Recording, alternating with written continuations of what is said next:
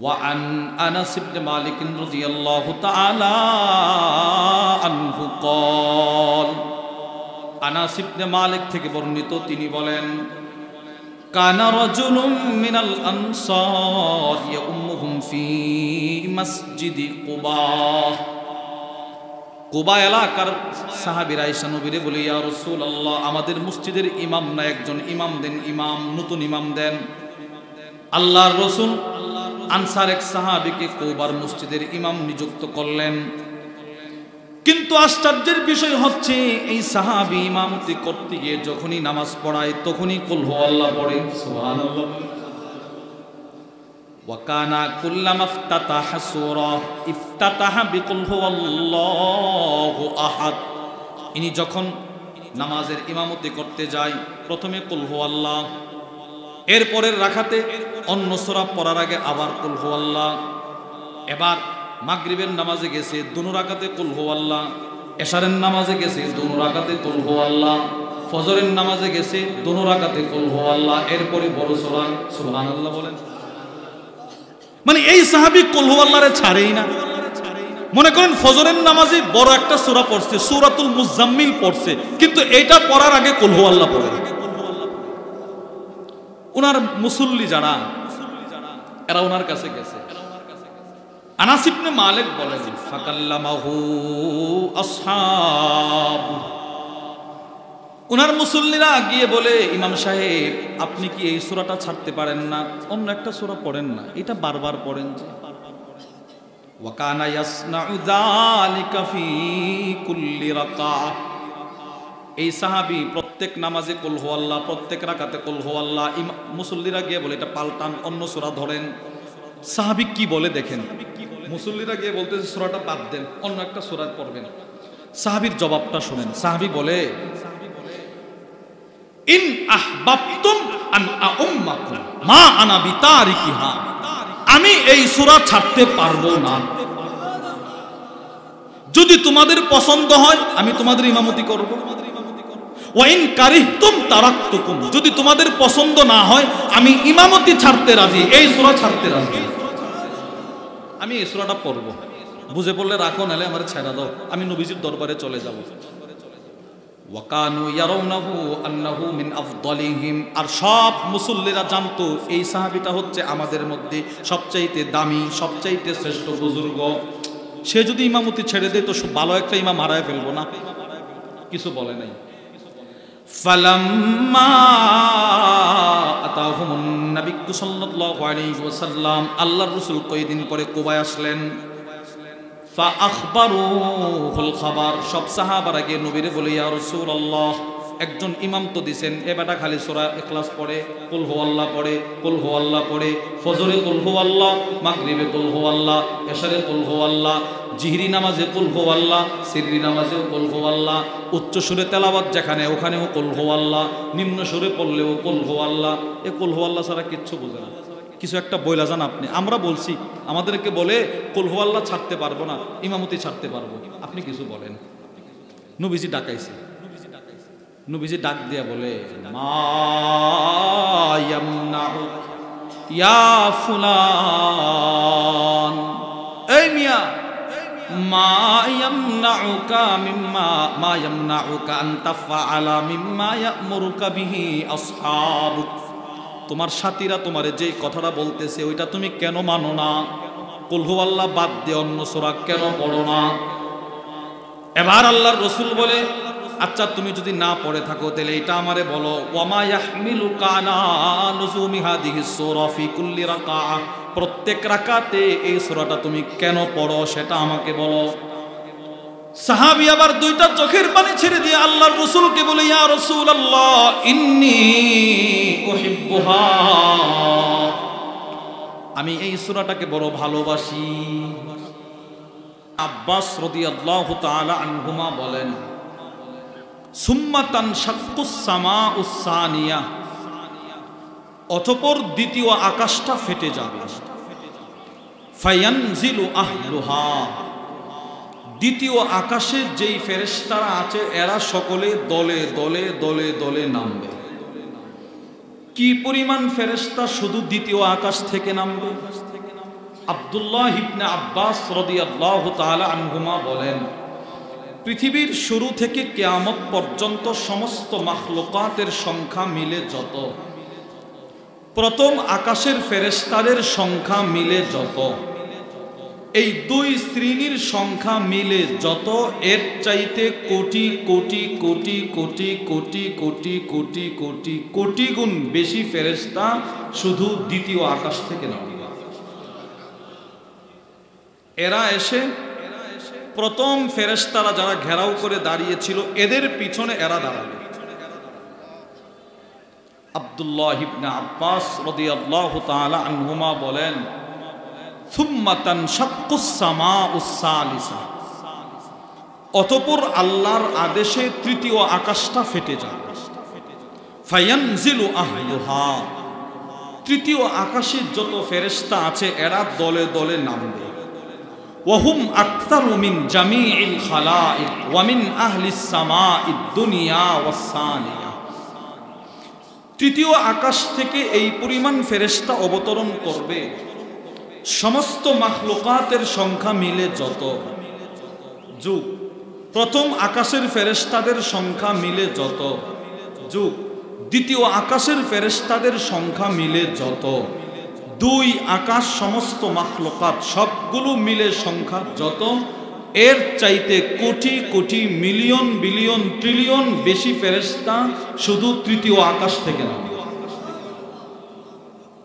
এবার চতুর্থ আকাশ, সেম কথা, তিন আকাশের ফেরেশতার সংখ্যা যত, সমস্ত মাখলুকাতের সংখ্যা যত, তৃতীয় আকাশ চতুর্থ আকাশের ফেরেশতার সংখ্যা এর চাইতে বেশি।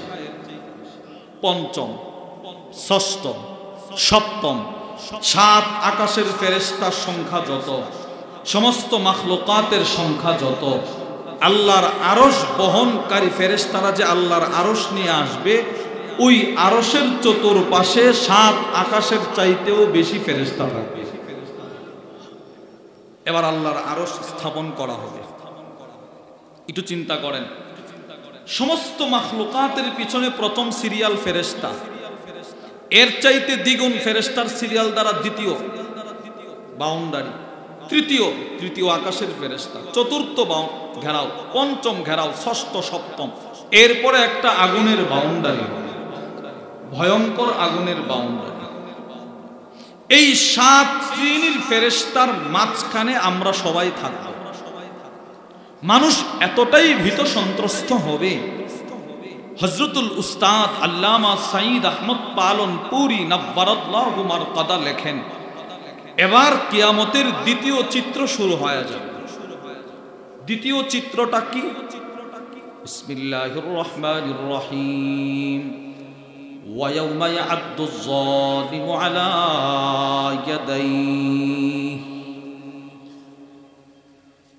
সবাই যখন দেখবে সব দিক দিয়ে ফেরেশতাদের সারি সারি সারি সারি, কিছু মানুষ ওই দিন এতটাই ভয়ঙ্কর হবে, এতটাই ভীত সন্ত্রস্ত হবে যে ভয়ে ভয়ে আফসোসে নিজে নিজের হাতগুলো কামড়াতে শুরু করবে। দ্বিতীয় চিত্র। করলামটা কি? বক্তব্য একটাই, করলামটা কি দুনিয়া? বক্তব্য একটাই, দুনিয়ায় কি করলাম? আজকে তো এতগুলো বাউন্ডারির ভিতরে ফাঁকি দেওয়ার কোনো সুযোগ নেই।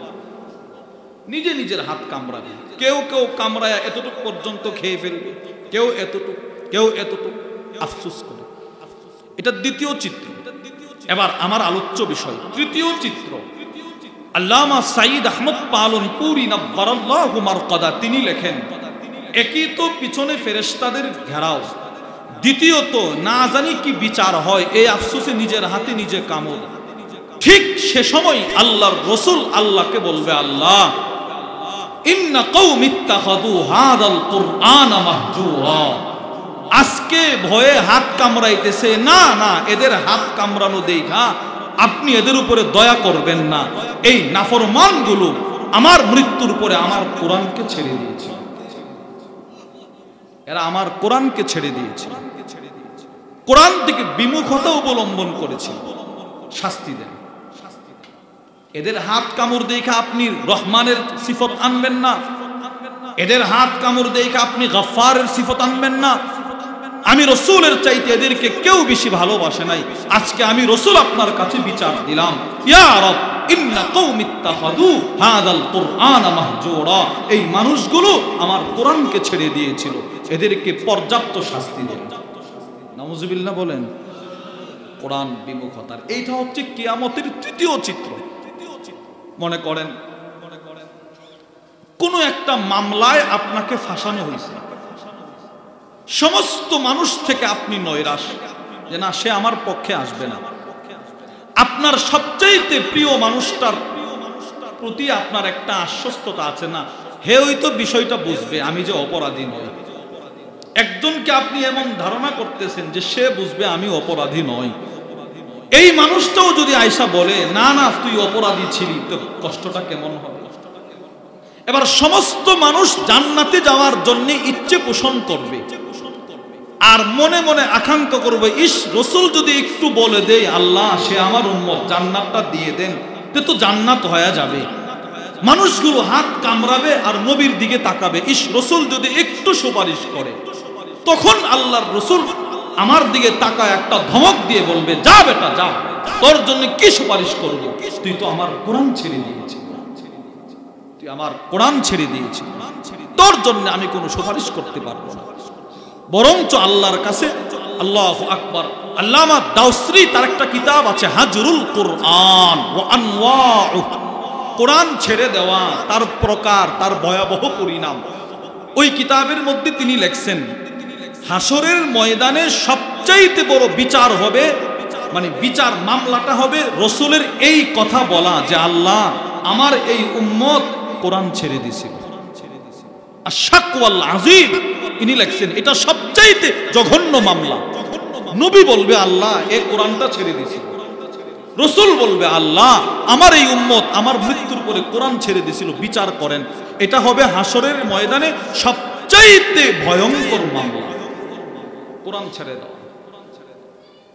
তাহলে আমরা এই সংক্ষিপ্ত আলোচনার দ্বারা বুঝলাম কিয়ামতের মোট চিত্র কয়টা হবে বলেন? এই সূরায় আল্লাহ কয়টা চিত্রের আলোচনা করছে? 1 প্রারম্ভিকতা, সূচনা, ঘেরাও। 2 নিজে নিজে আফসোস করে করে হাত কামড়ানো। 3 নবীজির বিচার।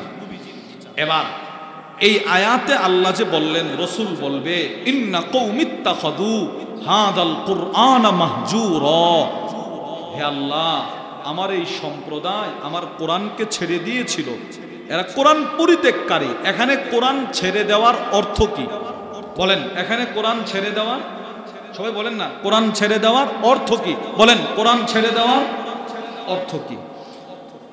জগৎ বিখ্যাত আলেম আল্লামা শাইখুল ইসলাম সানি ইমামে রব্বানি আল্লামা ইবনুল কাইয়িম আল জাওজিয়্যা রাহিমাহুল্লাহ, ওনার একটা চমৎকার কিতাব আছে আল ফাওয়াইদ কিতাবের নাম। ওই কিতাবের মধ্যে তিনি লিখেছেন 4টি অর্থ, কোন কোন বর্ণনায় 5টি। কোরআনকে ছেড়ে দেওয়ার 4টি অর্থ তিনি লিখেছেন। আল্লাহর রসুল যে বলবে আল্লাহ এরা আমার কোরআন ছেড়ে দিছিল, কোরআন থেকে বিমুখতা অবলম্বন করেছিল, এটার 4টি অর্থ। 1 নাম্বার হাজরুল ঈমান বিল কোরআন, আল্লাহ আমি দুনিয়াতে এদেরকে কোরআন দিয়ে আসছিলাম, এরা আমার কোরআনের প্রতি ঈমান আনে নাই। কোরআনের প্রতি কি আনে নাই বলে না সবাই? কোরআনের প্রতি কি আনে নাই? ঈমান আনে নাই। কোরআনের প্রতি ঈমান আনা ফরজ, কোরআনের প্রতি ঈমান আনা আবশ্যক। কি বলছি বলেন? কোরআনের প্রতি ঈমান আনা কি আবশ্যক? আবশ্যক। আল্লাহ রাব্বুল আলামিন কুরআনুল কারীমের জায়গায় জায়গায় এই আদেশটা করছেন, যেমন সূরাতুল বাকারা বিসমিল্লাহির রহমানির রহিম ওয়া আমিনু বিমা আনজালতু মুসাদ্দিকাল লিমা মাআকুম। আল্লাহ বলেন আমি যেই কিতাব নাজিল করেছি সেটার প্রতি তোমরা ঈমান আনো, ওয়ালা তাকুনু আউওয়ালা কাফিরিন বিহ, ওই কিতাবের প্রথম পরিত্যাগকারী তুমি হয়ে যেও না। আল্লাহ বলে আমি যেই কোরআন নাজিল করেছি এটার প্রতি তোমরা ঈমান আনো, এটারে প্রথম প্রত্যাখ্যানকারী তোমরা হয়ো না। তুমি পুরুষ হও, তুমি মহিলা হও, তুমি যুবক, তুমি যুবতী, কোরআনকে ছেড়ে দিও না। আল্লাহ বলে কোরআনের প্রতি ঈমান আনতে আদেশটা কার? বলেন, কোরআনের প্রতি ঈমান আনতে আদেশটা কার? আল্লাহ। 1 নম্বর আয়াত। 2 নম্বর, সূরাতুল আনআমের 106 নম্বর আয়াতে আল্লাহ বলেন, ওয়াত্তাবি' মা উহিয়া ইলাইকা মির রাব্বিক। আল্লাহ আল্লাহর রাসূলকে বলে, দোস্ত, যেই কোরআন আপনার উপরে নাজিল করা হচ্ছে, যেই কোরআনের ওয়াহি আপনাকে দেওয়া হচ্ছে, আপনি ওইটার প্রতি ঈমান আনেন, এটার অনুসরণ করেন। আল্লাহ আল্লাহর নবীরে ঈমান আনতে বলে কোরআনের। 3, সূরাতুল আনআমের 155 নম্বর আয়াতের মধ্যে আল্লাহ বলেন, ওয়াহাদা কিতাবুন আনজালনাহ। ইহা হচ্ছে এক কিতাব যা আমি আল্লাহ নাজিল করেছি। মুবারাকুন, কিতাবটি হচ্ছে বরকতপূর্ণ। সুবহানাল্লাহ বলেন। কোরআন বরকতপূর্ণ, বলেন কোরআন বরকতপূর্ণ। ফাত্তাবিউ, সুতরাং তোমরা এই কোরআনের অনুসরণ করো, কোরআনের প্রতি ঈমান আনো, কোরআন থেকে বিমুখতা অবলম্বন করবা না। আল্লাহ যেহেতু কোরআনকে বরকতপূর্ণ বলছে, এজন্য তাফসীরুস সামারকান্দি, বিখ্যাত ফকিহ আবুল লাইস আস-সামারকান্দি রাহিমাহুল্লাহ, ওনার একটা তাফসীরের কিতাব আছে, ওইটার মধ্যে ইনি লিখছেন, আল কোরআন ফীহি বারাকাহ লিমান আমানা বি। কোরআনের প্রতি যে ঈমান আনবে, আল্লাহ তার জীবনটাকে বরকতে বরকতে মালামাল করে দিবে। দৃষ্টান্ত শুনেন, যেই দৃষ্টান্তটা দিলে বেশি বুঝবেন এটা আগে শোনেন, এরপরে হাদিস থেকে দিবেন। একজন সরকারি চাকরিজীবীর মাসিক স্যালারি 45, 40, 50। জিজ্ঞেস করবেন শান্তি কেমন? শান্তি নাই হুজুর। ছেলেটারে ভার্সিটিতে পড়াই, 50,000 টাকা বেতন, পাই 45, ওখানে 50 এমনি, সারাদিনের বাজার সাজারের টাকা বাদ। একজন দুনিয়ার বড় মানুষকে জিজ্ঞেস করবেন, যারা দুনিয়াবি হাইসিয়তে বড়, ভাই শান্তি কেমন? শান্তি নাই, অশান্তির আগুনে আসি। রাত্রে ঘুমাইলে ওখান থেকে, এই ফ্যাক্টরি থেকে ফোন আসে, মাল শেষ, আরেক জায়গায় ফোন লাগাই, ফোনে ফোনে সারাদিন সারা রাত শেষ। অথচ মাসিক ইনকাম লক্ষ টাকা ইনকাম থাকার পরেও তার শান্তি নাই। এবার একজন মাদ্রাসার শিক্ষক, বেতন তার শুধুই মাত্র 10,000। জিজ্ঞেস করবেন শান্তি কেমন? বলবে আলহামদুলিল্লাহ। বাস্তব না বাস্তব? বলেন বলেন। কোরআনের বরকত। কোন মাদ্রাসার শিক্ষকের কিস্তির টাকা নাই না? আছে? বলেন বলেন বলেন, আছে? নাই? আপনি খুঁজে খুঁজে দেখবেন, বড় ধরনের কোনো ঋণ নাই। কেন? কোরআনের বরকত। এটা আপনারা বুঝবেন দিকে বলছে। এবার কিছু বরকত শুনেন হাদিস থেকে। কোরআন এতটাই বরকতপূর্ণ, তিরমিজি শরীফের 2899 নম্বর হাদিসের বর্ণনা। وعن أبي هريرة رضي الله تعالى عنه قال, আবু হুরায়রা থেকে বর্ণিত, আল্লাহর নবী বলেন, কুল হুয়াল্লাহু আহাদ। বলেন বলেন বলেন, সবাই বলেন, কুল হুয়াল্লাহু আহাদ। বলেন, আল্লাহুস সামাদ, লাম ইয়ালিদ ওয়া লাম ইউলাদ ওয়ালাম ইয়াকুল লাহু কুফুয়ান আহাদ। নবী বলে, এই কোরআন এতটাই বরকতপূর্ণ, কেউ যদি কোরআনের প্রতি ঈমান আইনা একবার কুল হুয়াল্লাহ সূরাটা পড়ে 10 পারা তেলাওয়াতের বরকতের সওয়াব। 10 পারা। আপনি আর দেখান পৃথিবীতে, আপনি আমার এমন একটা জিনিস দেখান যেই জিনিসটা করলে 10 পারার সওয়াব হবে। বলেন, একজন এমপি প্রতিদিন 10 পারা তেলাওয়াতের সওয়াব পায়, মন্ত্রী পায়, ব্যাংকে চাকরি করে বসে থাকলে প্রতি মিনিটে 10 পারা সওয়াব। রাসূল বলেন, কোরআন এতটাই বরকতপূর্ণ, তুমি পুরা কোরআন পড়তে জানো না, তুমি শুধু কোরআনটার প্রতি ঈমান এনে বিমুখতা অবলম্বন না করে, কোরআন থেকে দূরে না সরে ঈমান আইনা শুধু 1 মিনিট লাগায়া পড়বা সূরাতুল ইখলাস, যাও 10 পারা তেলাওয়াতের সওয়াব। এবার 2 বার 20, 3 বার খতম। সুবহানাল্লাহ বলেন, বরকত। আরো আশ্চর্যের হাদিস শুনুন, তিরমিজি শরীফের 2901 নম্বর হাদিস।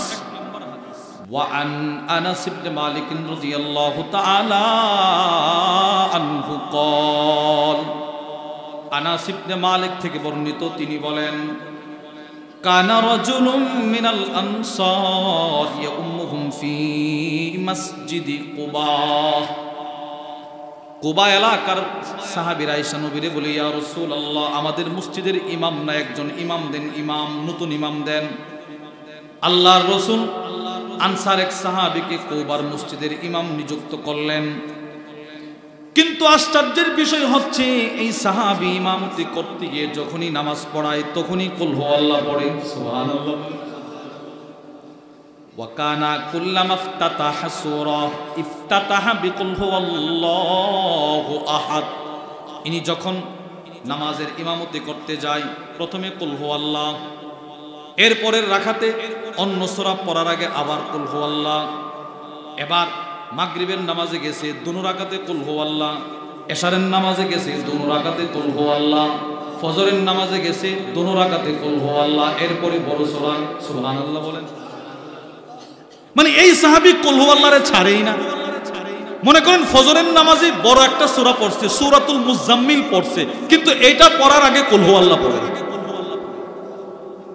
ওনার মুসল্লি যারা এরা ওনার কাছে গেছে আনাস ইবনে মালিক বলেন ফাকাল্লামাহু আসহাব ওনার মুসল্লিরা গিয়ে বলে ইমাম সাহেব আপনি কি এই সূরাটা ছাড়তে পারেন না অন্য একটা সূরা পড়েন না এটা বারবার পড়েন যে ওয়া কানা ইয়াসনাউ যালিকা ফি কুল্লি রাকাআহ এই সাহাবী প্রত্যেক নামাজে কুল হুয়াল্লাহ প্রত্যেক রাকাতে কুল হুয়াল্লাহ মুসল্লিরা গিয়ে বলে এটা পাল্টান অন্য সূরা ধরেন সাহাবী কি বলে দেখেন মুসল্লিরা গিয়ে বলতেছে সূরাটা বাদ দেন অন্য একটা সূরা পড়বেন সাহাবীর জবাবটা শুনেন সাহাবী বলে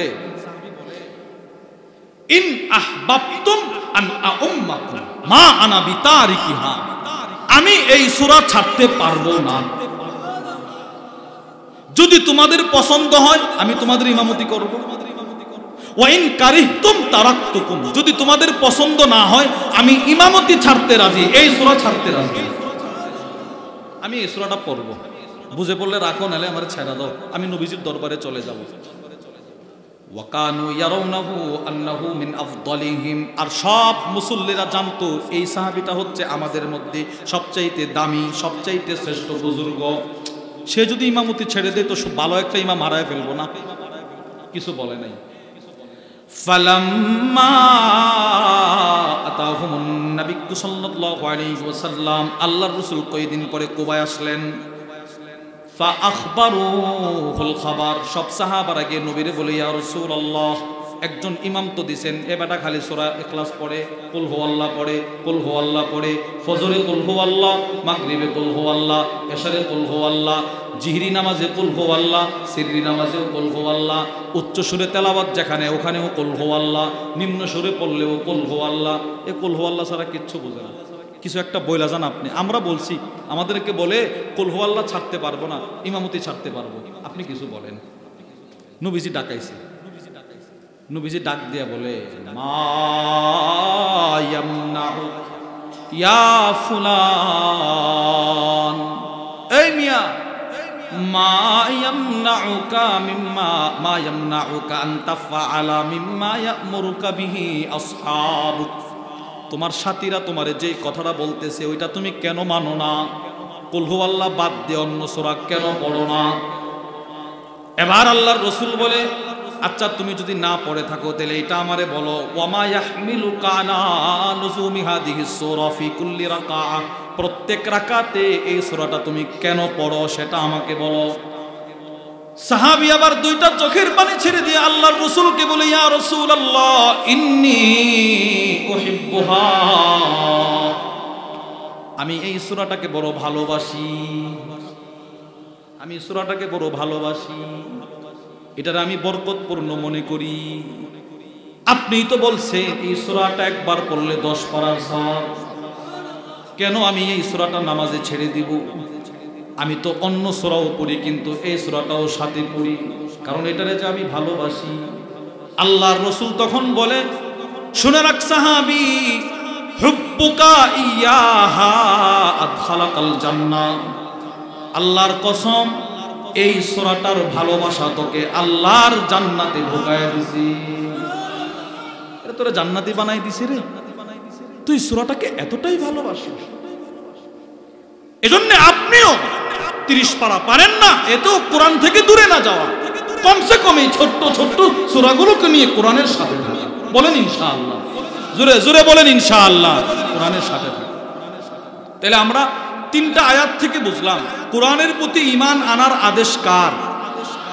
জোরে বলেন কার? কার? আল্লাহর আদেশ। কোরআনের প্রতি ঈমান আনার আদেশ আল্লাহর। 4 নম্বর আয়াত আল্লাহ বলে সূরাতুত তাগাবুন, বিসমিল্লাহির রহমানির রহিম, ফাআমিনু বিল্লাহি ওয়া রাসূলিহি। আল্লাহ বলেন বান্দা তোমরা আল্লাহর প্রতি ঈমান আনো, ওয়া রাসূলি আল্লাহর রাসূলের প্রতি ঈমান আনো। 3 নাম্বার ওয়ান নূর আল্লাযী আনজালনা, ওই নূর ওই আলোর প্রতি ওই কোরআনের প্রতি ঈমান আনো যে কোরআন আমি নাজিল করেছি। সুবহানাল্লাহ বলেন। তাহলে এখানেও কোরআনের প্রতি ঈমান আনার আদেশটা কার? সবাই বলেন কার? আল্লাহ। 5 নাম্বার আয়াত আল্লাহ বলেন সূরাতুজ যুখরুফ, ফাস্তামসিক বিল্লাযী উহিয়া ইলাইক। আল্লাহ আল্লাহর রাসূলকে বলে দোস্ত কোরআনকে আঁকড়ে ধরো, কোরআনকে আঁকড়ে ধরো, যেই কোরআন তোমার দিকে ওহী করা হচ্ছে সেই কোরআনকে আঁকড়ে ধরো। রাসূলকে বলা মানে আউয়ালে মুখাতাব, কোরআনের প্রত্যেকটা আয়াত যখন যে শুনবে সে প্রথম মুখাতাব। মুখাতাব মানে আদিষ্ট, যাকে উদ্দেশ্য করে বলা হচ্ছে। কোরআনের যে আয়াতটা যখন যে প্রথম শুনবে সে তখন প্রথম আদিষ্ট ব্যক্তি। রাসূল সর্বপ্রথম আল্লাহ নবীরে বলে কোরআনকে আঁকড়ে ধরেন, কোরআনের প্রতি ঈমান আনেন। আজকে আপনারা শুনছেন, যত কাল থেকে আপনারা শুনে আনছেন, এবার রব আপনাদেরকে বলতেছে কোরআনকে আঁকড়ে ধরো। সুবহানাল্লাহ। এটা হলো কোরআনকে ধরা। এবার যদি আমি কোরআন থেকে বিমুখতা অবলম্বন করি, যদি কোরআন থেকে দূরে সরে যাই, আমার কি পরিণাম? 1 নাম্বার আল্লাহ বলে ওয়ালাকাদ আনজালনা ইলাইকা আয়াতিন বাইয়িনাত। আল্লাহ বলে দোস্ত আয়াত নাজিল করছি, ওয়া মা ইয়াকফুরু বিহা ইল্লাল ফাসিকুন। এই আয়াতকে কেউ অস্বীকার করতে পারে না ফাসিক ছাড়া। ফাসিক ছাড়া কোরআন থেকে কেউ দূরে সরতে পারে না। ফাসিক ছাড়া কোরআন থেকে কেউ বিমুখতা অবলম্বন করতে পারে না। বিধর্মী ছাড়া কোরআন থেকে কেউ দূরে সরতে পারে না। ইহুদি ছাড়া কোরআন থেকে কেউ দূরে সরতে পারে না। নাসারা ছাড়া কোরআন থেকে কেউ দূরে সরতে পারে না। কোনো মুসলমান যদি নিজেকে মুসলমান দাবি করে, সে কখনো কোরআন থেকে দূরে সরতে পারে না। সে কোরআন থেকে দূরে সরতে, হুজুর আমি কোরআন থেকে দূরে করতে, আমি কোরআনের সাথে আছি না। কে কোরআনের সাথে আছে আর কে কোরআনের সাথে না, এটা কোরআনই বলে দিবে, কোরআন বলে দিবে। তাহলে 1 নাম্বার কোরআন থেকে দূরে সরে যাওয়া ভয়াবহ পরিণাম হচ্ছে কাফের হয়ে যাওয়া। বলেন কি হয়ে যাওয়া? কাফের, কুফরি করা, ফাসিক হয়ে যাওয়া। 2 নাম্বার আল্লাহ বলে, এই আয়াতটা খেয়াল করে শুনবেন, সূরাতুত তাহার মধ্যে আল্লাহ বলেন বিসমিল্লাহির রহমানির রহিম, ওয়ামান আ'রাদা আন যিকরি। আল্লাহ বলেন যে ব্যক্তি আমার জিকির থেকে দূরে সরে যাবে, যে ব্যক্তি আমার জিকির থেকে বিমুখতা অবলম্বন করবে। এখানে জিকির দ্বারা উদ্দেশ্য কি? তাফসীর কুরতুবী, তাফসীর ইবনে কাসীরের মধ্যে এসেছে খালাফা আমরি, আমার আদেশ থেকে যারা দূরে সরবে, আমি যে বিষয়ে আদেশ করেছি সেগুলো যারা না মানবে, আমি যে বিষয়ে নিষেধ করেছি সেগুলো থেকে তারা যারা বিরত না থাকবে। 1 নাম্বার। 2 নাম্বার ওয়ামান আ'রাদা আন যিকরি আই আল কুরআন। আল্লাহ বলেন যারা আমার কোরআন থেকে বিমুখতা অবলম্বন করবে, যারা আমার কোরআন থেকে দূরে সরে যাবে, এটা হচ্ছে আল্লাহ তাআলার ধমকি। এবার পরিণামটা কি? আল্লাহ বলে ফা ইন্না লাহু মাঈশাতান দানকা, তার দুনিয়া বড় ভয়ঙ্কর, তার কবর বড় ভয়ঙ্কর, তার দুনিয়া বড় হতভাগা, দুনিয়া তার অন্ধকার, দুনিয়ার রিজিকের বরকত তার কমে যাবে। রিজিকের বরকত কি হবে বলেন? মানে পুরাটা পৃথিবী তার জন্য সংকুচিত হয়ে যাবে। আর কবরটা তার কেমন হবে?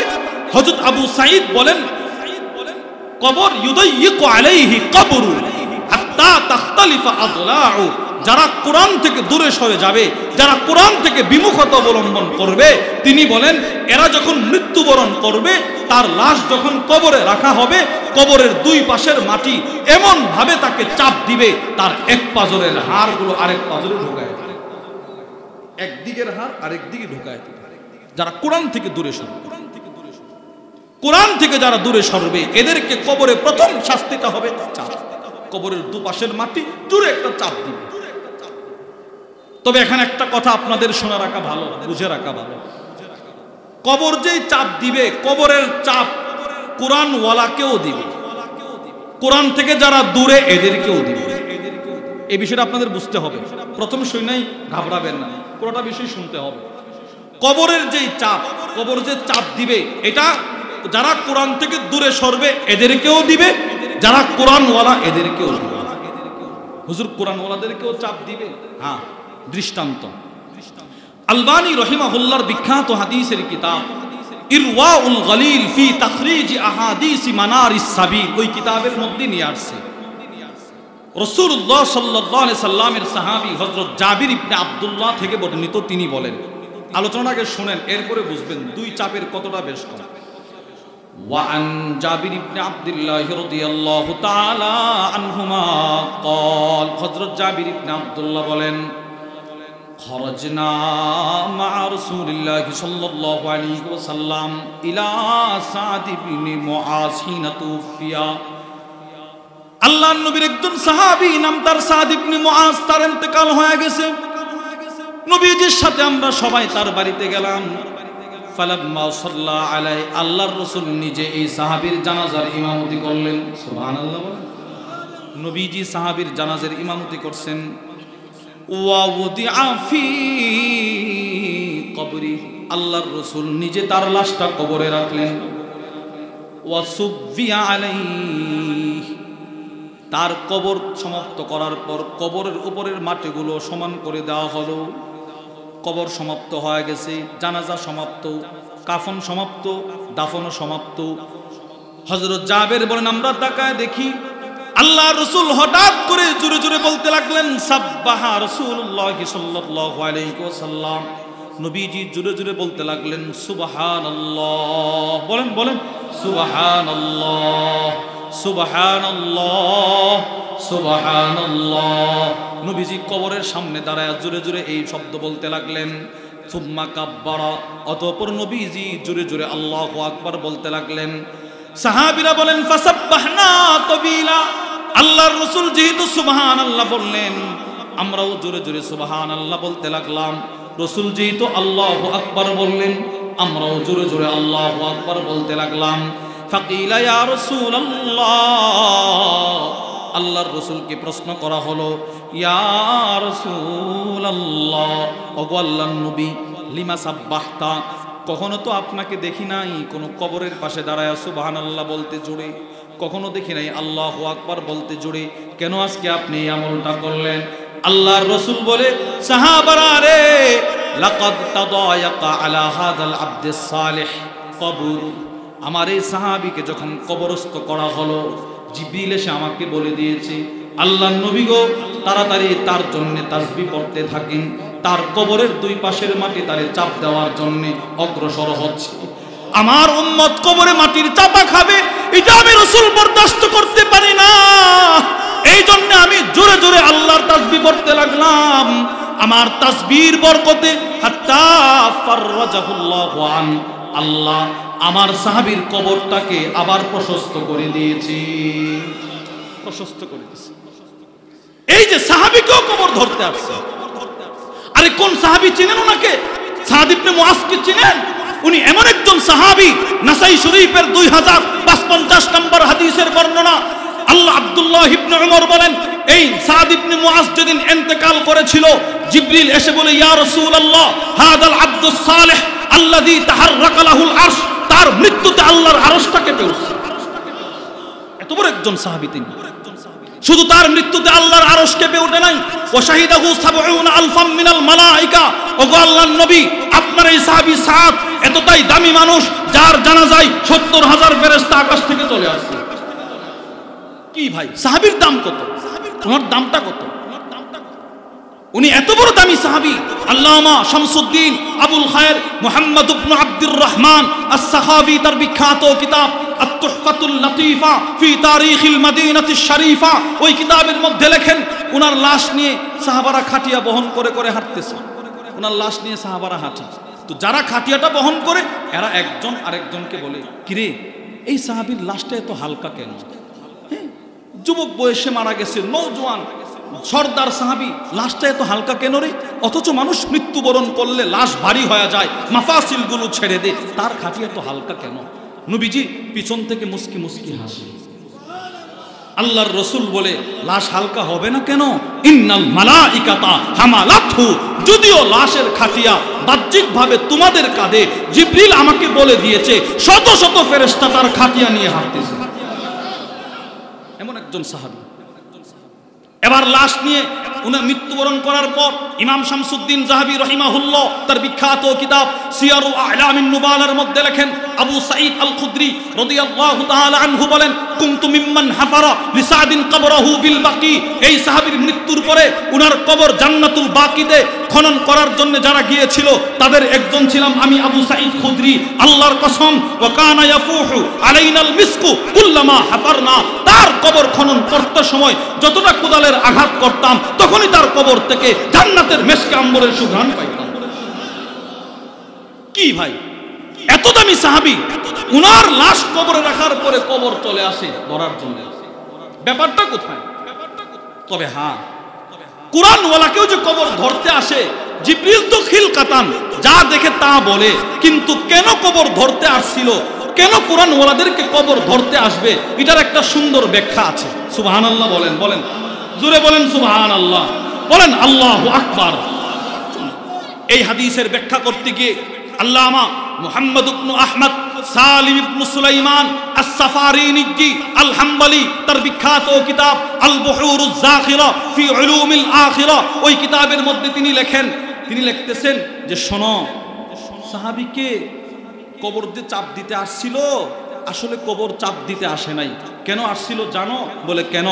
ইলতিকাউ জানিবাই আলা জাসাদিল মাইয়িত, কিয়ামত পর্যন্ত প্রত্যেক কুরআনওয়ালাকে কবরে রাখার পরে কবর দুই দিক থেকে আসবে, তবে চাপ দেওয়ার জন্য আসবে না, একটু আয়েশা তার শরীরে স্পর্শ করবে।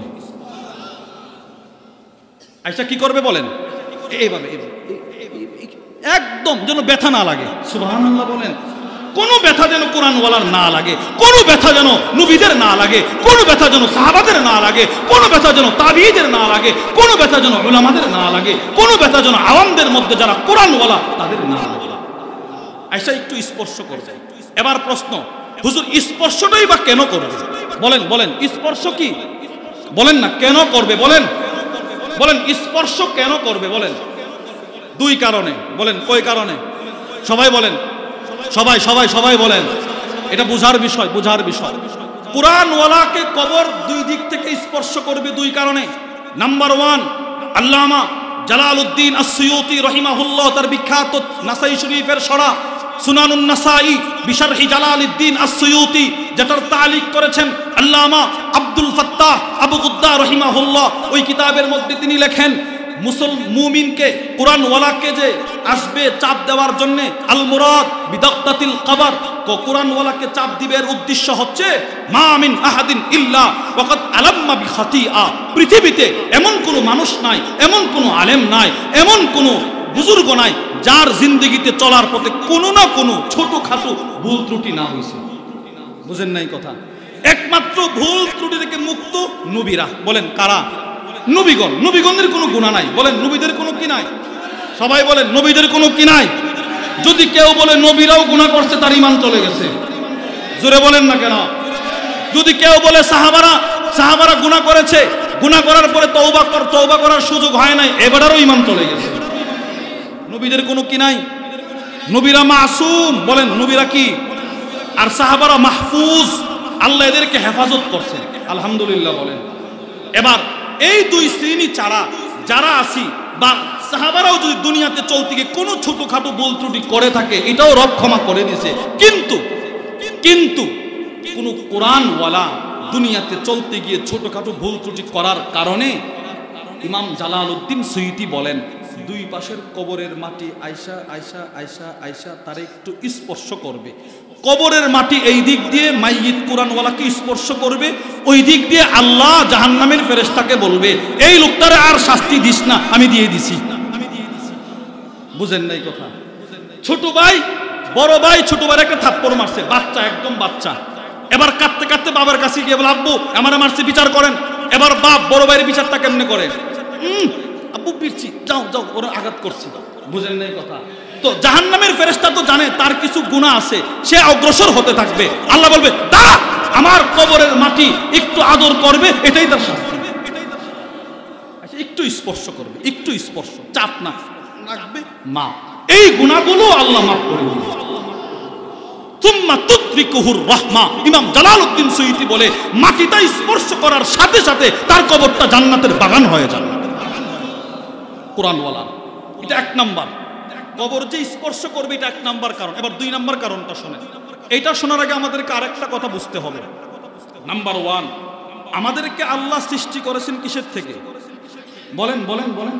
আল্লাহ বলেন সূরাতুত তাহার মধ্যে, রব বলে, বিসমিল্লাহির রহমানির রহিম, মিনহা খলাকনাকুম ওয়া ফিহা নুঈদুকুম। আল্লাহ বলে, এখান থেকেই সৃষ্টি করছি, আবার ওখানেই পাঠাবো। ছিলাম মাটিতে, নিয়ে নিছেন আল্লাহ আলমে আরওয়াহ, ওখানে রাখলেন কোটি কোটি বছর। আল্লাহ যতদিন রাখার ইচ্ছা করছেন রাখলেন, এরপরে পাঠাইলেন বাবার পৃষ্ঠ দেশে, মায়ের বক্ষ দেশে, ওখান থেকে মায়ের পেটে, মায়ের পেট থেকে দুনিয়ার পেটে, এরপরে আবার যাব কবরে। তাহলে আমাদের মূল কবর, আমাদের মূল কি? আমাদের সৃষ্টিটা হচ্ছে মাটির থেকে, মাটির থেকে। এবার শুনেন, আল্লামা শামসুদ্দিন আবুল খায়ের মুহাম্মদ ইবনে আব্দুর রহমান আস-সাখাবী তার বিখ্যাত কিতাব আল মাকাসিদুল হাসানা ফি বায়ানি কাসীরিন মিন আহাদিসিল মুশতাহারাতি আলাল আলসিনা, ওই কিতাবের মধ্যে নিয়ে আসছেন, ইদা কাদাল্লাহু লিআবদিন আই ইয়ামুতা বিআরদিন জাআলা লাহু ইলাইহা হাজা। পৃথিবীর সমস্ত মানুষের যাকে যেই এলাকার মাটি থেকে সৃষ্টি করা হয়েছে, মৃত্যুর পূর্বে আল্লাহ তাকে কোনো না কোনো কারণ দেখায় ওই এলাকায় নিয়ে যাবে। সুবহানাল্লাহ বলে না? আপনাকে যেই এলাকার যেই কবরস্থানের যেখানে আপনার কবর দেওয়া হবে, ওখানের মাটি দিয়ে আপনাকে সৃষ্টি করা হয়েছে, মৃত্যুর পূর্বে আবার আপনাকে ওখানেই নিয়ে যাওয়া হবে। ওখানে গেলেন, যাওয়ার পর কেন ওখানে নিবে? ওখানে নিবে কেন? মানে আমাকে ওই এলাকায় নিবেন কেন? আল্লাহু আকবার। আল্লামা নুরউদ্দিন আলী ইবনে আব্দুল্লাহ আস-সামহুদি তার বিখ্যাত কিতাব ওয়াফাউল ওয়াফা বিআখবারি দারিল মুস্তাফা, অপরদিকে আল্লামা মুহাম্মদ ইবনে ইউসুফ আস-সালিহি আশ-শামি তার বিখ্যাত কিতাব সুবুলুল হুদা ওয়ার রাশাদ ফি সিরাতি খায়রিল ইবাদের মধ্যে লেখেন, ইন্নামা সারা আজলুহু হুনাকা, কেন তাকে ওই জায়গায় মৃত্যুটা দেওয়া হবে? লিআন্নাহু খুলিকা মিন তিলকাল বুকআ, তাকে ওই এলাকার মাটি দিয়েই সৃষ্টি করা হয়েছে। তাকে ওই এলাকার মাটি দিয়ে কি করা হয়েছে? সৃষ্টি করা হয়েছে। এবার ওই এলাকায় গেলেন, এবার মৃত্যুবরণ করলেন। এবার যখন আপনাকে কবরে রাখা হবে, আপনাকে যখন ওই এলাকার কবরস্থানের কবরে রাখা হবে, ইমাম জালালউদ্দিন সুয়ুতি তার আরেক কিতাব বুশরুল কাঈব বিলিকাইল হাবিব, ওই কিতাবের মধ্যে লেখেন, কবরের ওই জায়গার মাটি থেকেই তো আমাকে প্রথমে সৃষ্টি করা হয়েছিল, সেই হিসাবে ওই জায়গার মাটিটা হচ্ছে আমার মূল, আর মূল আরবি হচ্ছে উম্মুন, মা, মা।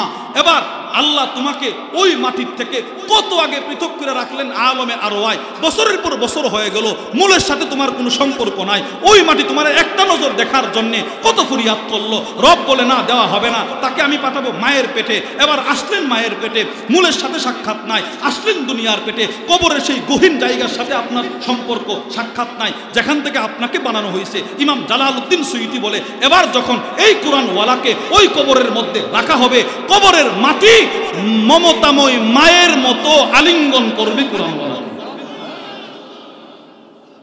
একজন ছেলে 30-35 বছর বিদেশ থেকে আসলে মা তারে কিরকম জড়ায়া ধরে বলেন তো? মা তারে কিভাবে জড়ায়া ধরে চুমাটা খায় বলেন? ওই জালালউদ্দিন সুয়ুতি বলে, যেহেতু তোমার মূল ঠিকানা হচ্ছে এই জায়গা, কোটি কোটি বছর যাবত তুমি আলমে আরওয়াতে ছিলে, ওখানে তোমার সাক্ষাৎ ছিল না, সে আবেগ আপ্লুত হইয়া মায়ের মতো দম্মাল ওয়ালিদাতিশ শাফিকা আল্লাতী গাবা আনহা আওলাদুহা, ওই মায়ের মতো জড়ায়া ধরবে যেই মায়ের সন্তান বছরের পর বছর মা থেকে দূরে ছিল। কুরআনওয়ালাকে। তাহলে আমরা বুঝলাম ওয়ামান আ'রাদা আন যিকরি, যারা কোরআন থেকে দূরে সরে যাবে, যারা ইসলাম থেকে দূরে সরে যাবে, যারা আলেম থেকে দূরে সরে যাবে, এদের দুনিয়া বরবাদ। এদের দুনিয়া কি বলেন? এদের দুনিয়া কি? এবার কবরটা কি হবে? চাপ চাপ।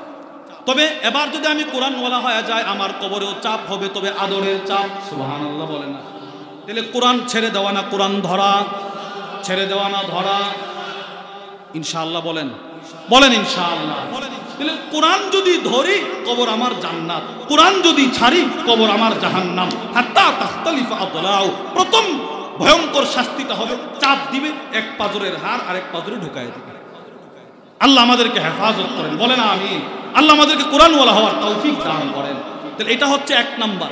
ওই ভুলে গেছেন, ইমাম ইবনুল কাইয়িম আল জাওজিয়া বলে কোরআনকে ছেড়ে দেওয়ার চারটা অর্থ। এক নাম্বার অর্থ, কোরআনের প্রতি ঈমান না এনে কোরআনকে ছেড়ে দেওয়া। যদি কেউ কোরআনের প্রতি ঈমান আনে সে কোরআনওয়ালা, কবর তার জন্য জান্নাতের বাগান। কেউ যদি কোরআনকে ছেড়ে দেয় সে কোরআন থেকে বিমুখতা অবলম্বন করলো, কবর তাকে চাপ দিবে। এটা হচ্ছে এক নাম্বার। দুই, ইমাম ইবনুল কাইয়িম বলে হাজরুত তাআল্লুমি, কোরআনকে ছেড়ে দেওয়া। নবী যে বলবে আল্লাহ আমার এই সম্প্রদায় কোরআনকে ছেড়ে দিয়েছিল, এর দ্বিতীয় অর্থ হচ্ছে আল্লাহ আমার এই সম্প্রদায়, আমার এই উম্মত সন্তানকে খুব শিখাইছে, ব্যবসা কিভাবে করতে হবে ওইটা শিখাইছে, চাকরি কিভাবে করতে হবে ওইটা শিখাইছে, বাংলা কোনো পড়া বাদ রাখে নাই, ইংলিশ কোনো বাদ রাখে নাই। ইংলিশ শেখানোর জন্যে লন্ডনে পাঠাইছে, কানাডা পাঠাইছে, কোরআনটা শেখানোর জন্যে মাদ্রাসায় পাঠাই। ধরেন ধরেন তারে ধরেন, তারে ধরেন, তারে ধরেন, সে কেন শিখলো না? কেন শিখলো না সে? আমাদের হযরত ওয়ালা হাকিমুন নাফস আল্লামা মুফতি মুশতাকুন নবী কাসিম হাফিজাহুল্লাহ হুজুরের কিছু বই আছে, অনেকগুলো বইয়ের পিছনে লেখা আছে যে তুমি বলে পিএইচডি করার জন্য কানাডা যাইতে পারলে, সূরা ইখলাসটা শেখার জন্য মাদ্রাসায় যেতে পারলে না, পাশের মাদ্রাসাটায় যাইতে পারলে। হুজুর বলেন যে হুজুর একদিন ট্রেনে চিটাগাং যাবে, চিটাগাং কোনো কারণে ট্রেন লেট হয়ে গেছে, কোনো না কোনোভাবে জানছে যে হুজুর ট্রেনে উঠতে পারে নাই, চালক ট্রেন স্লো করছে, চালক হুজুরে নিয়ে তার যেখান থেকে সে চালায় গাড়ি ওখানে না হুজুরে বসাইছে, বসায় হুজুরে বলে হুজুর একটা সুযোগ পাইছি, কি আমি আপনাকে আমার সূরা ফাতিহাটা একটু তেলাওয়াত করে শোনাবো, দেখবেন হয় কিনা। হুজুর বলে বলেন। তো উনি সূরা ফাতিহাও তেলাওয়াত করতেছেন, গাড়িও চালাইতেছেন, অনেকগুলো ভুল হুজুর ধরে দিলেন। তো চালক বলতেছে হুজুর কবরে পিঠা খাওয়ানোতে দুনিয়াতে শরম পাওয়া ভালো।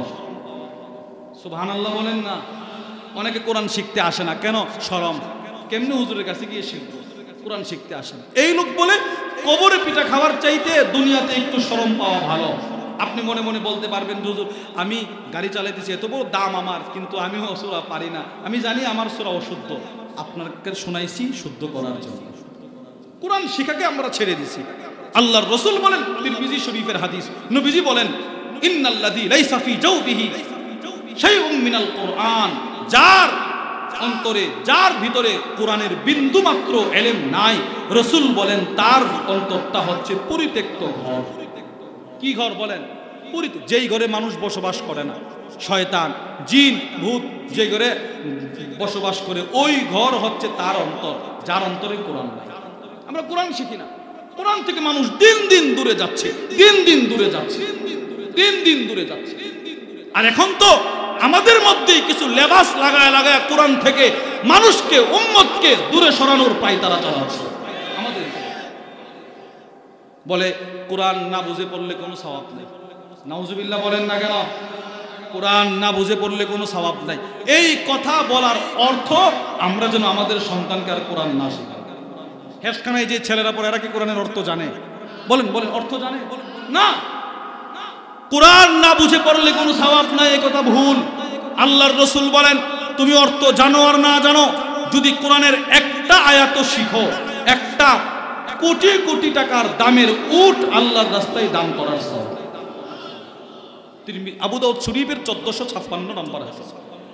وعن عقبة بن عامر رضي الله تعالى عنه قال, উকবা ইবনে আমির থেকে বর্ণিত, তিনি বলেন خرج علينا رسول الله صلى الله عليه وسلم ونحن في الصفة, আমরা মাদ্রাসাতুস সুফায় বসা, আল্লাহর রাসূল একদিন আমাদের কাছে আসলেন। আল্লাহর রাসূল আমাদের কাছে আয়েশা বললেন আইয়ুকুম ইউহিব্বু আন ইয়াগদুয়া ইলা বুতহান আবিল আকিক, তোমাদের মধ্যে কে আছো প্রতিদিন বুতহান আকিক মদিনার দুইটা জায়গা, বুতহান আকিক মদিনার নিকটবর্তী দুইটা জায়গা, একটার দূরত্ব হচ্ছে 100 কিলোমিটার। একটার দূরত্ব কত কিলোমিটার? 100 কিলোমিটার। এখান থেকে মনে করেন সিলেট, আর একটু কম বেশ। কিন্তু রসুল বলেন কে আসো তোমাদের মধ্যে প্রতিদিন সকালে ওই 100 কিলোমিটার দূরে বুতহান অথবা আকিক যাইবা, ওখানে বড় বড় উটের বাজার হয়, গিয়ে একটা দামি উট কিনে নিয়ে আইসা আল্লাহ রাস্তায় সদকা করবা। কে আসো? সাহাবারা বলে কুল্লুনা ইয়া রাসূলুল্লাহ, আমরা আছি।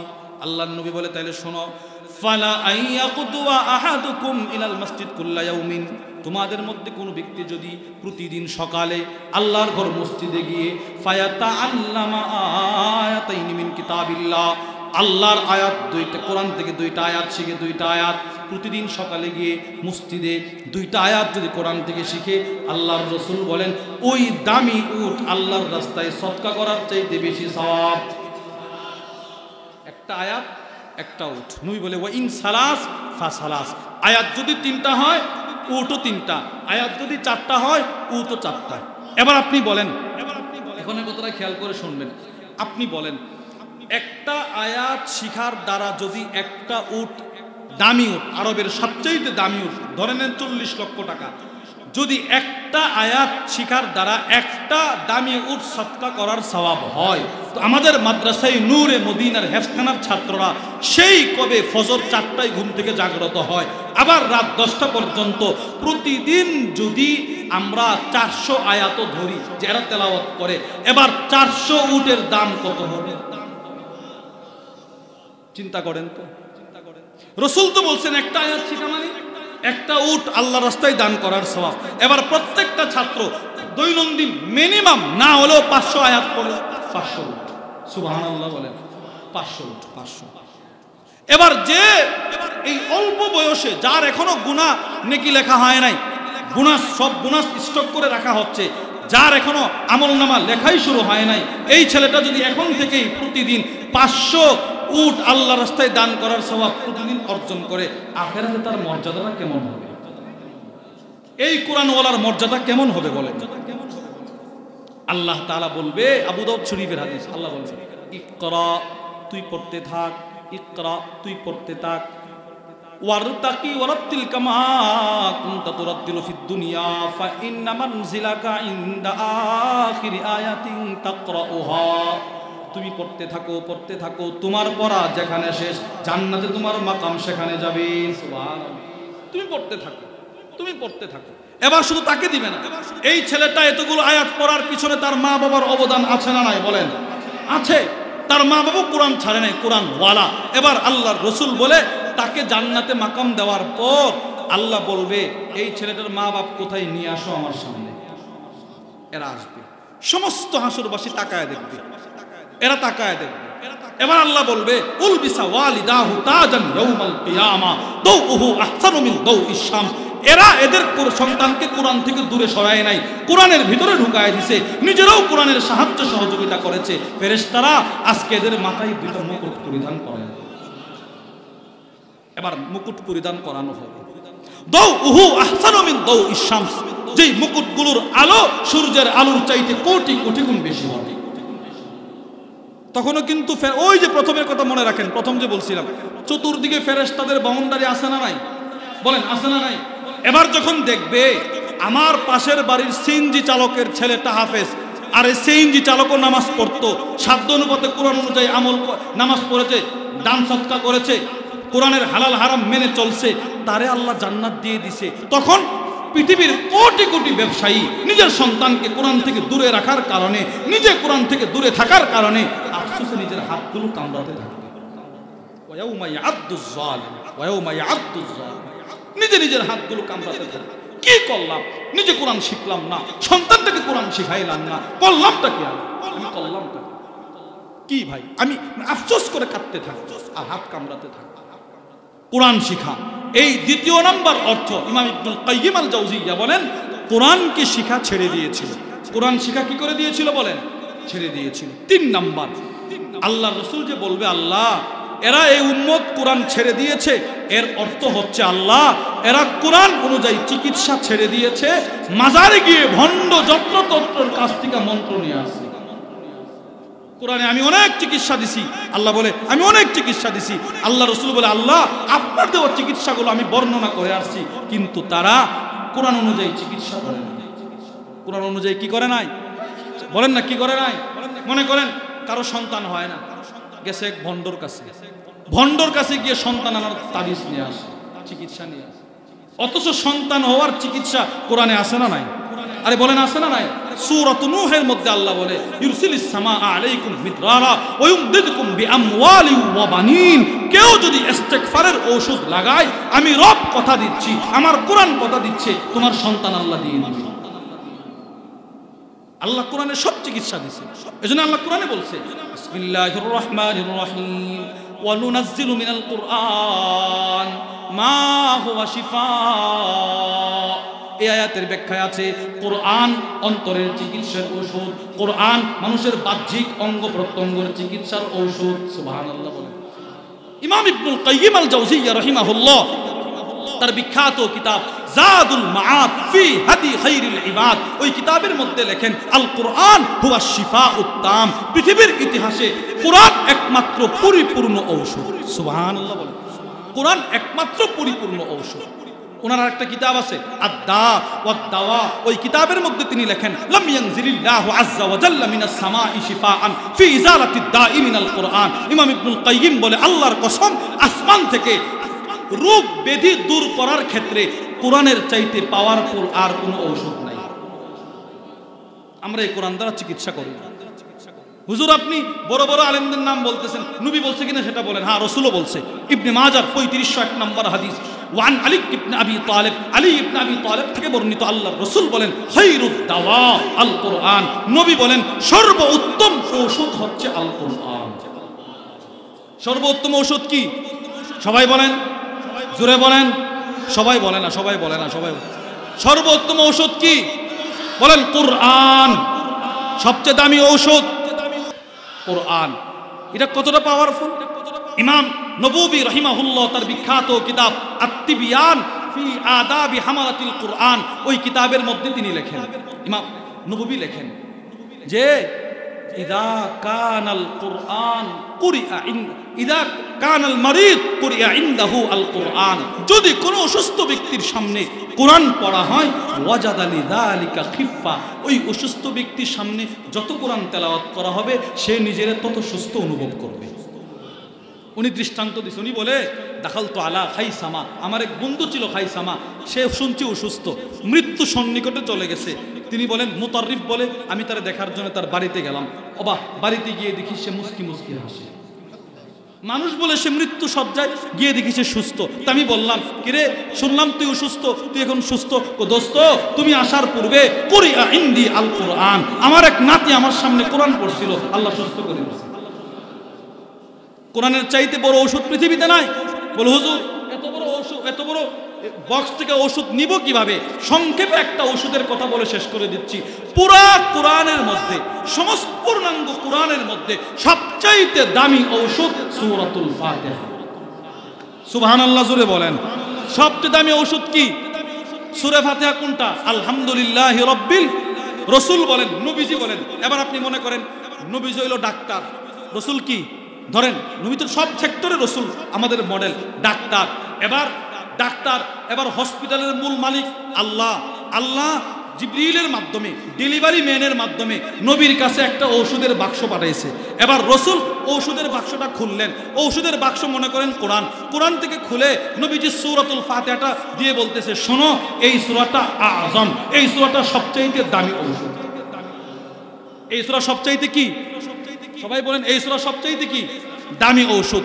বুখারী শরীফের 4474 নম্বর হাদিসের বর্ণনা, আবু সাঈদ ইবনে মুআল্লা বলেন, কুনতু উসাল্লি ফিল মসজিদ, আমি মসজিদে নববীতে নামাজ পড়তেছিলাম। নবীজি আমার ডাক দিলেন, ফালাম আজিবহু, আমি রাসূলের ডাকে জবাব দিতে পারি নাই। নামাজ শেষ করে নবীর কাছে গিয়ে বলি, ইয়া রাসূলুল্লাহ কুনতু উসাল্লি, আমি নামাজি ছিলাম, আপনার ডাকের জবাব দিতে পারি নাই। রাসূল বলে, আবু সাঈদ লা উআল্লিমান্নাকা সূরা হিয়া আযমাস সূরি ফিল কুরআন, আমি এখন তোমাকে এমন একটা সূরা শেখাবো যেই সূরা পুরা কোরআনের মধ্যে সবচাইতে মর্যাদাবান, সবচাইতে মর্যাদা। জি ইয়া রাসূলুল্লাহ বলেন সেটা কি?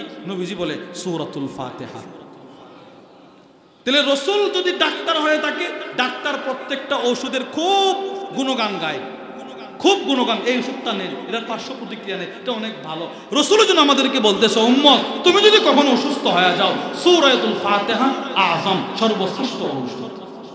সুবহানাল্লাহ বলেন না। দুই, নবীজি বলে আফদল, সর্বোত্তম ঔষধ আফদলুল কোরআন, আলহামদুলিল্লাহ। হুজুর আপনি যতই বলেন আমি বিশ্বাস করব না, একটা দৃষ্টান্ত শোনান তো, যেই দৃষ্টান্ত শুনলে আমরা বুঝতে পারবো আসলেই সূরা ফাতিহা কার্যকারী ওষুধ। একটা দৃষ্টান্ত নবীজি দৃষ্টান্ত দিয়েছেন, সাহাবারা দৃষ্টান্ত দিয়েছেন। বুখারী শরীফের 2276 নম্বর হাদিসের বর্ণনা। وعن أبي سعيد الخدري رضي الله تعالى عنه قال, আবু সাঈদ আল খুদরি বলেন, ইনতালাকা নাফারুম মিন আসহাবিন নবী সাল্লাল্লাহু আলাইহি ওয়াসাল্লাম ফি সাফরাতিন সাফারুহা।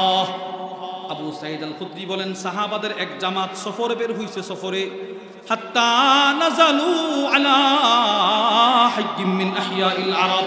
সাহাবারা সফর করতে করতে আরবের এক এলাকায় গিয়ে শিবির ফেলছে, এক এলাকায় অবতরণ করলেন। ফাস্তাদাফুহুম, এলাকার মানুষগুলোর কাছে খাবার চাইলেন, খাবার, ভাই দূর দূরান্ত থেকে সফর করে আসছি, কোনো খাবার কি আছে দেন।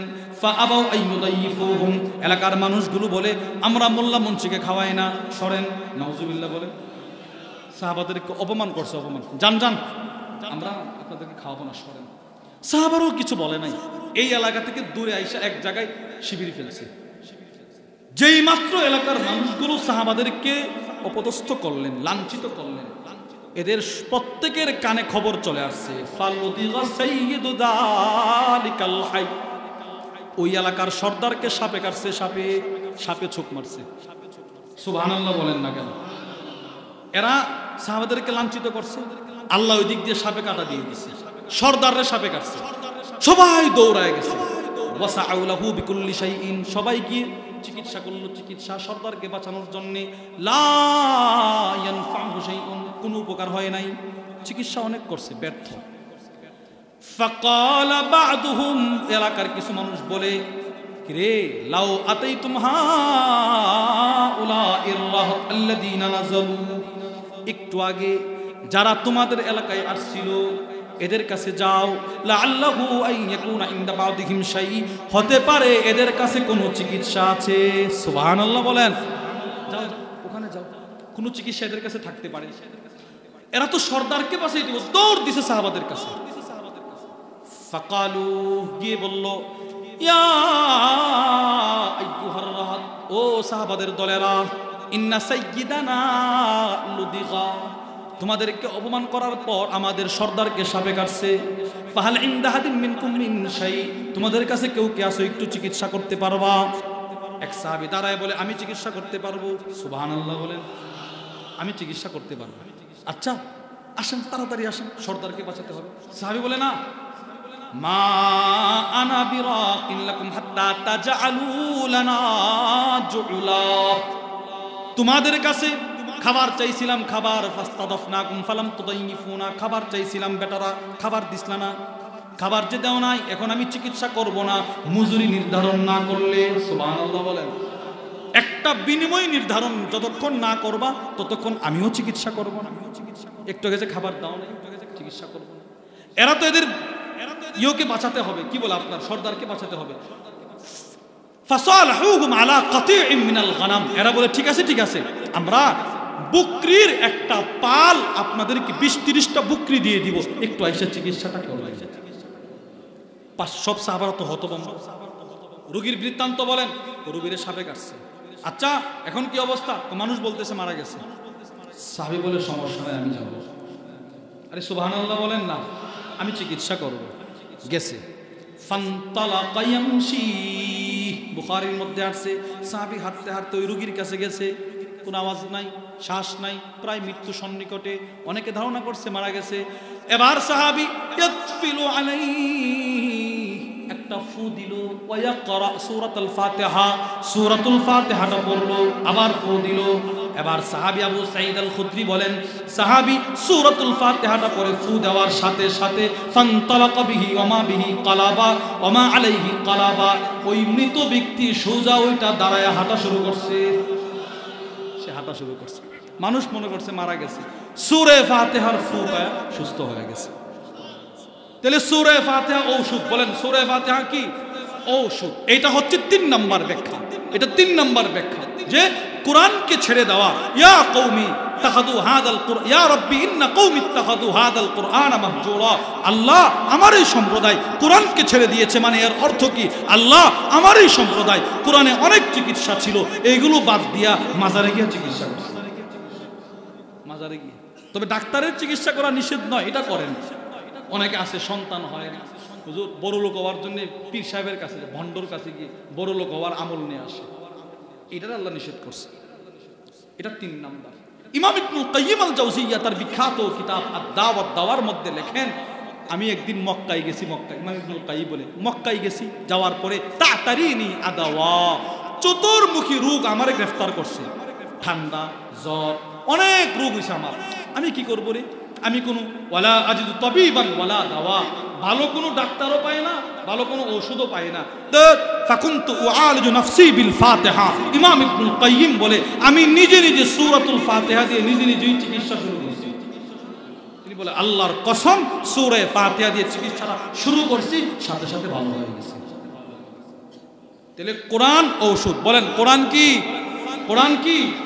এই কথাটাই আল্লাহ রাসূল বলবেন। আল্লাহ আমার এই সম্প্রদায় কোরআনকে ছেড়ে দিয়েছিল, এর অর্থ হচ্ছে কোরআনের দ্বারা চিকিৎসা ছেড়ে দিয়েছিল।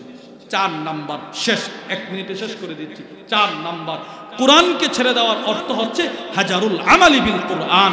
আল্লাহ আমার এই উম্মত আমার মৃত্যুর পরে কোরআন অনুযায়ী আমল করে নাই, কোরআন অনুযায়ী আমল ছেড়ে দিয়েছিল, এদেরকে ধরেন, এদেরকে আপনি ধরেন, জাহান্নামে দেন। এজন্য মুসলিম শরীফের 223 নম্বর হাদিসের বর্ণনা, আল্লাহর রাসূল বলেন আল কোরআন হুজ্জাতুন লাকা আও আলাই, কোরআন হয়তো তোমার পক্ষে কথা বলবে অথবা কোরআন তোমার বিরুদ্ধে যাবে। মুহাদ্দিসিনরা লেখেন কোরআন কার বিরুদ্ধে যাবে? যেই ব্যক্তি কোরআন অনুযায়ী আমল করে নাই তার বিরুদ্ধে যাবে। এবার বলেন কোরআন ছাড়বো না ধরবো?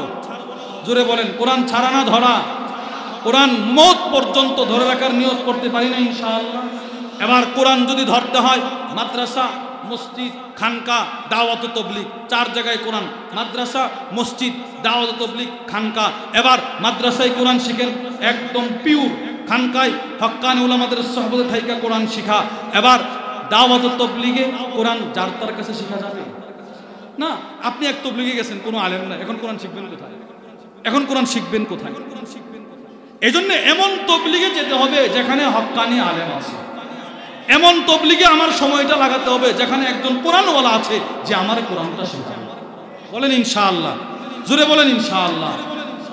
আল্লাহ আমাদের সকলকে যে কথাগুলো বললাম সেই কথাগুলোর উপর আমাকে আপনাকে সকলকে আমল করার তৌফিক দান করেন। আমাদেরকে মৃত্যু পর্যন্ত কোরআনওয়ালা হয়ে জীবনযাপন করার তৌফিক দান করেন।